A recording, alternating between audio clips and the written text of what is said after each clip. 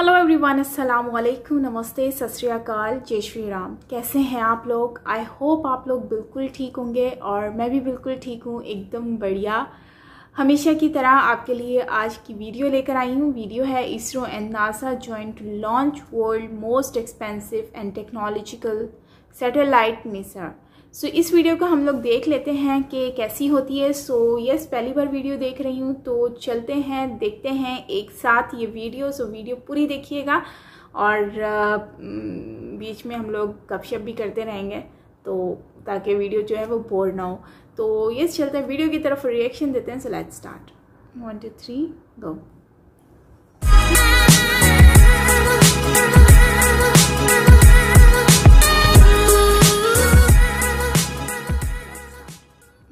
अस्सलाम वालेकुम, नमस्ते, सत श्री अकाल। दिस इज़ अरम यूसुफ और आप देख रहे हैं हमारे यूट्यूब चैनल कैटलिस्ट रिकॉर्ड। दोस्तों, निसार यानी NASA ISRO synthetic aperture radar, ये नासा और इसरो का कोलैबोरेशन है। ये दोनों मिलकर एक सैटेलाइट लॉन्च करने जा रहे हैं। ये सैटेलाइट टेक्नोलॉजिकली दुनिया का सबसे एडवांस सैटेलाइट होगा और सबसे एक्सपेंसिव सैटेलाइट होगा। इसे 2022 में इंडिया के सतीश धवन स्पेस सेंटर से लॉन्च किया जाएगा।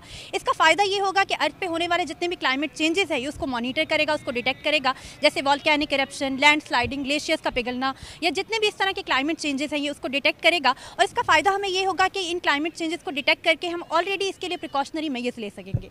ये इंडिया के स्पेस प्रोग्राम की एक बहुत बड़ी कामयाबी है। इससे इंडिया को बहुत ज़्यादा फ़ायदा होने वाला है। इसरो की और भी बहुत सारी अचीवमेंट्स हैं जिनको हम पहले भी डिस्कस कर चुके हैं, चाहे वो एटॉमिक क्लॉक हो, ब्राज़ीलिया अमेज़ोनिया 1 हो, या जितनी भी उनकी जो मंगलयान हो, या जितनी भी उनकी अचीवमेंट्स हैं जिसको हम डिस्कस करते रहते हैं। यही वजह है कि नासा के बाद दुनिया का दूसरा बड़ा स्पेस प्रोग्राम इंडिया के पास है। इसी वाले से आज हम लोगों से बात करने वाले हैं। तो आइए चलते हैं लोगों के पास और पूछते हैं उनकी राय।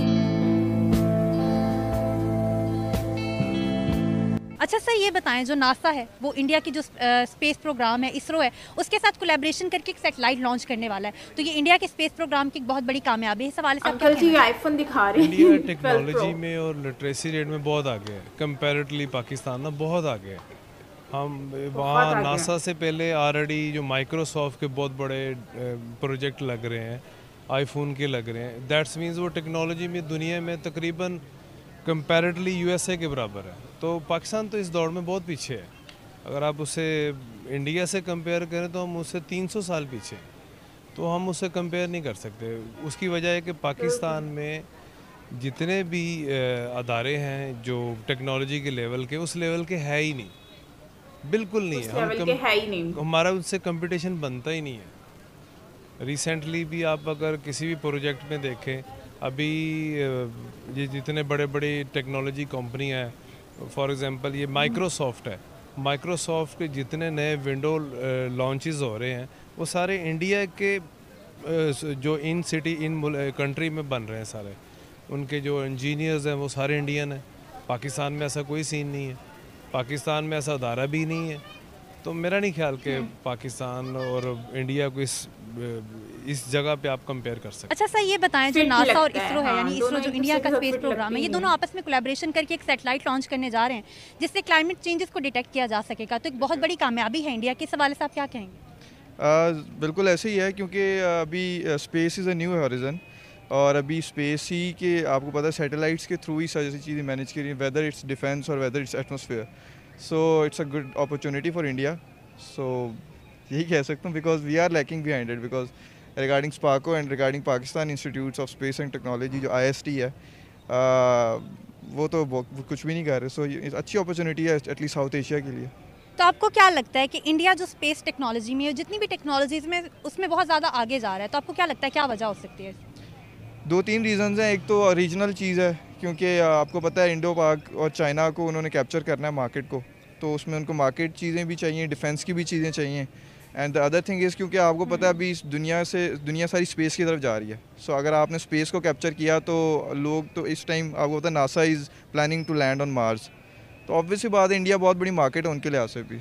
सर, अभी आपने माइक्रोसॉफ्ट की बात की, तो जो एप्पल जैसा बड़ा ब्रांड है वो भी वहाँ पे इन्वेस्ट कर रहा है। आईफोन 11 अभी रिसेंटली इंडिया के अंदर ही बना है। तो आपको क्या लगता है इंडिया टेक्नोलॉजी में आगे क्यों जा रहा है? जो फॉरेन इन्वेस्टर है वो इतना ट्रस्ट क्यों करते हैं इंडिया पे? उसकी वजह है कि वहाँ पे जो बेसिकली जो इंडियन है उनकी जो लिटरेसी रेट भी बहुत ज़्यादा है, टेक्निकल एजुकेशन बहुत ज़्यादा है, IT में बहुत आगे है। IT में वो हमसे बहुत ज़्यादा आगे है। अभी आप दुनिया में कहीं पे भी कंपेयर कर लें तो माइक्रोसॉफ्ट में जितने इदारे हैं, इंटेल है या जितने बड़े बड़े जो प्रोसेसिंग विंडोज़ काम करते हैं, उसमें 50% इंजीनियर इंडियन है। उसकी वजह है कि वहाँ पे टेक्निकल एजुकेशन बहुत ज़्यादा है, पाकिस्तान में नहीं है। ऐसे दायरे भी नहीं है, ऐसा बनाते हुए नहीं है। तो फिर वो जाहिर है जहाँ पे एजुकेशन होगी, जहाँ पे एनवायरनमेंट होगा, जहाँ पे अवेयरनेस होगी, वहीं पे लोग आएंगे ना। वो जहाँ पे नहीं होगे नहीं आएंगे।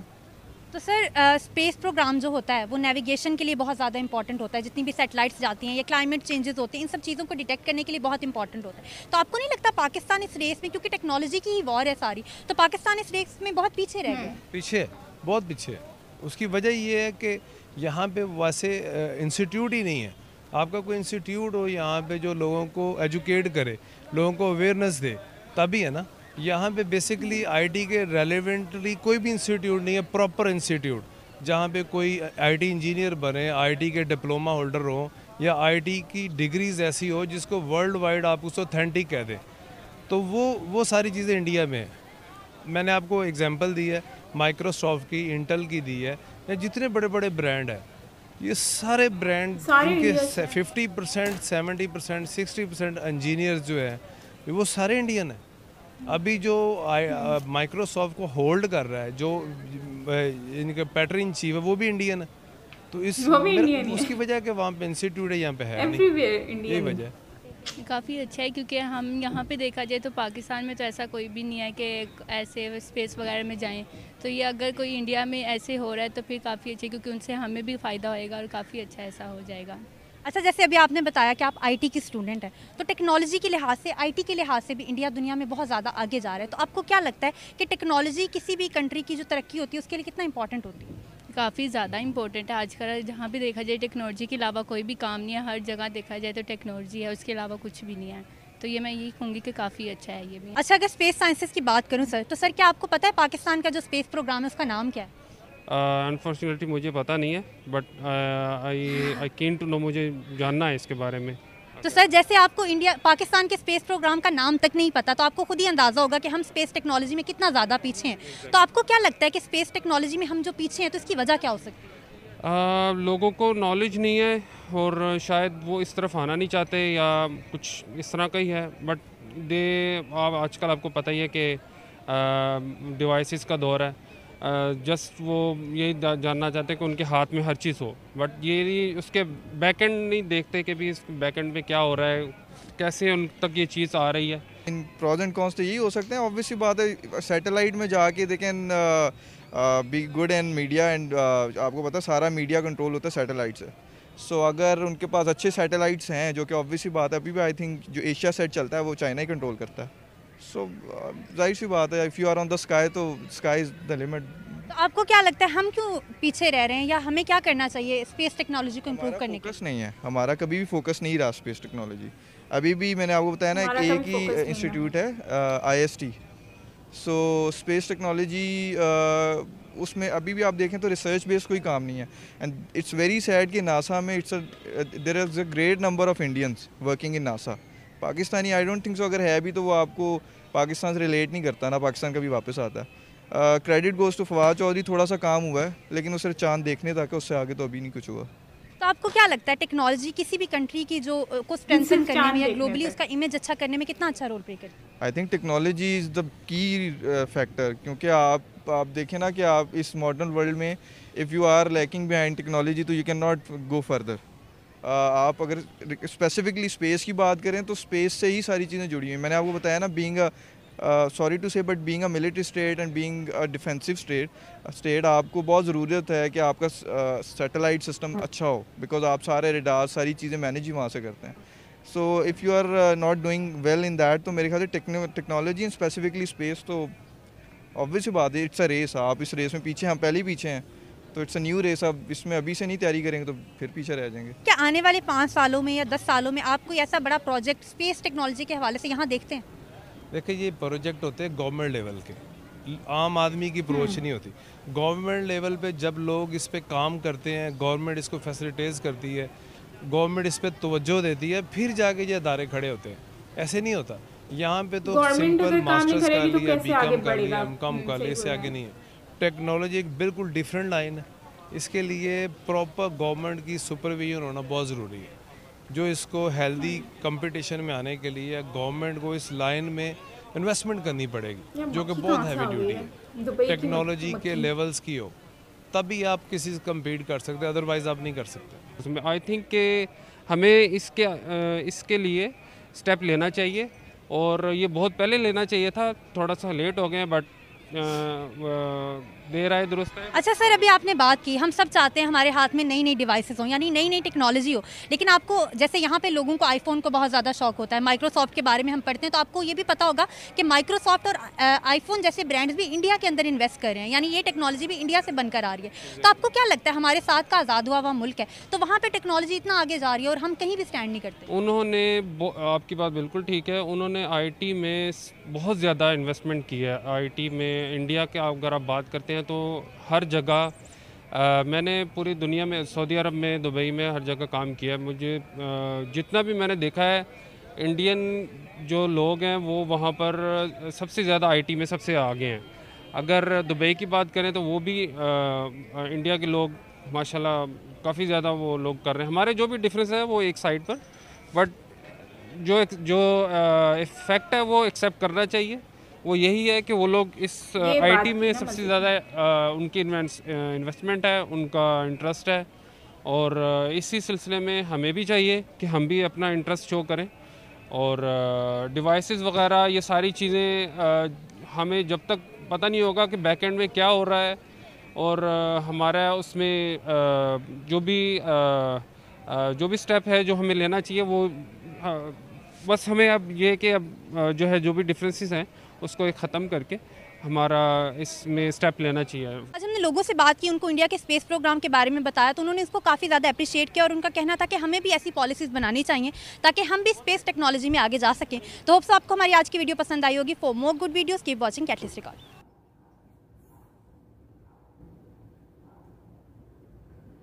सो गाइज, ये वीडियो थी जिसमें, और ये मक्खी भी है साथ में जो मुझे बहुत ज़्यादा तंग कर रही है, दुबई की नेशनलिटी लेकर। ये मक्खी कितनी लकी है ना, दुबई की नेशनलिटी लेके घूम रही है वही मक्खी। एनीवेज, वीडियो पे बात करते हैं। तो सही कह रहे हैं कि हम IT में बहुत ज़्यादा पीछे हैं। हम जितना भी आगे चले जाएं, लेकिन हम हम कहीं पर भी स्टैंड नहीं करते इंडियंस के साथ, क्योंकि इंडिया हमारे बिल्कुल साथ में ही, हमारे साथ ही, बल्कि इंडिया आज़ाद नहीं हुआ था जो है वो हम, बल्कि इंडिया आज़ाद हुआ था, सेपरेट अलग कंट्री जो बनी है वो पाकिस्तान बनी है। इंडिया तो पहले से एग्जिस्ट करता था। तो ये था कि आज़ादी उन्होंने अंग्रेज़ों से हासिल की है। लेकिन मेन चीज़ ये है कि दो कंट्री जब सेपरेट हुई, ठीक है, एक कंट्री में से दूसरी कंट्री निकली, तो उसमें से इन लोगों ने जो है उस वक्त दोनों की सिचुएशन ऑलमोस्ट सेम थी, लेकिन चैलेंजेस दोनों के लिए थे। और उसके बाद फिर 1971 के बाद फिर ये एक बांग्लादेश में इसमें ऐड हो गया।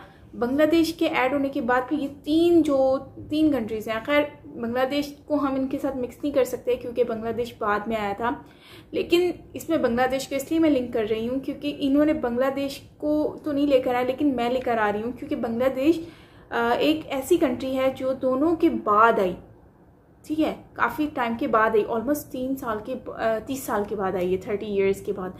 तो अब देखें ना, बांग्लादेश भी पाकिस्तान से बहुत आगे निकल गया है। उसको डेवलपमेंट देख लें, उसकी प्रोग्रेस देख लें, GDP देख लें, हम इस पे कहते हैं कि बांग्लादेश काफ़ी आगे निकल गया। पाकिस्तान को भी इसने पीछे छोड़ दिया, उस पाकिस्तान को जिसका वो कभी हिस्सा हुआ करता था, नकारा हिस्सा।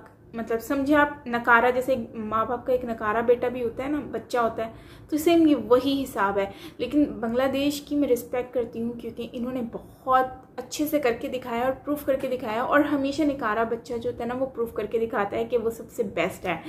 तो ये वही हिसाब हो गया। खैर, हमारी आवाम को तो ये भी नहीं पता कि हमारी जो स्पेस एजेंसी है वो क्या है, हमारी टेक्नोलॉजी क्या है। इवन दो इनको स्पार्को का नहीं पता कि स्पार्को क्या है, कैसे सिस्टम है उसका, किसी को कोई नॉलेज नहीं है। तो ये हमारे लिए एक अफसोस की बात है। और खैर, ये अच्छा है कि उन्होंने अपनी इस गलती को एक्सेप्ट किया है और वो जानना भी चाहते हैं इसके बारे में। पूरी दुनिया घूम चुके हैं, सऊदीया, दुबई और भी बहुत सारी कंट्रीज़। लेकिन जैसे कि उन्होंने एक्सपीरियंस किया है, तो वाकई में ही in Dubai, in other countries आपको आईटी में इंडियन ही नज़र आते हैं। गूगल को देख लें आप, कुछ भी देख लेते हैं वहाँ पर इंडियन ही आपको CEO मिलते हैं, कहीं पर भी पाकिस्तान का नाम व निशान नहीं है। और इसी से हमें पता चलता है कि हम लोग कहाँ पर आते हैं, किस लेवल पर आते हैं, किस नंबर पर आते हैं, और हमने कितने प्रोग्रेस की अपनी एजुकेशन पर, अपने लोगों पर। एक साहब ने बात की कि हम लोगों की जो थिंकिंग है और हमारी सोच है, यहाँ पर हमारा पॉइंट ऑफ व्यू आता है, वो आता है, एक पहले सोच होती है एटलीस्ट 5 क्लासें पढ़ लो, फिर सोच आती है एटलीस्ट मैट्रिक पढ़ लो, फिर मैट्रिक हो जाता है तो फिर कुछ लोग कहते हैं कि यार इंटर एटलीस्ट हो जाना चाहिए, इंटर के बाद लोग कहते हैं चलो ग्रेजुएशन हो जानी चाहिए, यार ग्रेजुएशन एटलीस्ट होनी चाहिए, और कुछ लोग कहते हैं ठीक है फ़ाइन, मेरे जैसे लोग कहते हैं ग्रेजुएशन ठीक है फ़ाइन, क्योंकि मैंने ग्रेजुएशन किया हुआ है। आगे पढ़ना था बट नहीं पढ़ा, क्योंकि अनफॉर्चुनेटली मुझे ऐसा लगता है कि पाकिस्तान में तो एजुकेशन से कुछ आपको मिलता नहीं है, जॉब्स वगैरह आपको मिलेंगी नहीं, तो इसलिए फ़ायदा ही नहीं है पढ़ने का। आपने जितना पढ़ लिया दैट्स फाइन, बट मुझे पता है कि यहाँ पर मैं गलती कर रही हूँ, मुझे पढ़ना चाहिए था, बट क्या करें, वरना अब तक तो मेरा माशाल्लाह हो गया होता, MBA हो गया होता। एनीवेज छोड़ो, इसको मट्टी डालो। तो इसमें जो है वो अब हम मैक्सिमम हमारी एजुकेशन क्या होती है, MBA MA, लेकिन यार इससे आगे भी चीज़ें हैं हमें करनी, सीखनी पड़ेंगी, जाननी है, जिस पे हम लोग करते ही नहीं है फोकस।